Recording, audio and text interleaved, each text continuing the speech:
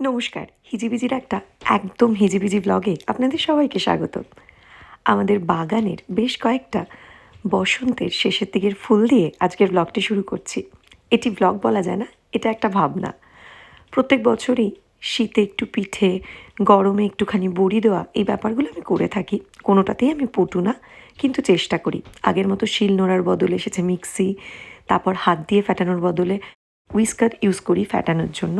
তো সব কিছুর মধ্যেই নতুনত্ব এসেছে, আধুনিকতা এসেছে, কিন্তু তার মধ্যেও এই ছোটো ছোটো বিষয়গুলো বড্ড ভালো লাগা।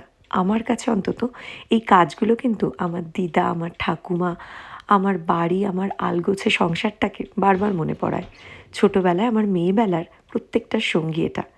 তাই নিজের আপন খেয়ালেই কাজের ফাঁকেও একটু করে এই কাজগুলো করি। খুব যে পটুতা বলবো না, কিন্তু চেষ্টা করি যাতে আমার ছোটোবেলাটা, আমার মেয়েবেলাটা আমার মধ্যে বেঁচে থাকে। এই বড়ি দিতে বসেই কত কথা মনে পড়ছিল। ঠাকুমার সাথে করা খুনসুটি, ঠাকুমাকে বড়ি দিতে না দিয়ে কেড়ে নিয়ে নিজে দেওয়া, কত রকমের পাকামি। তার মধ্যে এবারও একটা পাকামি করেছি, একটা গয়না বড়ি দেওয়ার চেষ্টা করেছিলাম। তারপর ওটা মোটামুটি কেঁচোর পিণ্ডি হয়ে গেছে।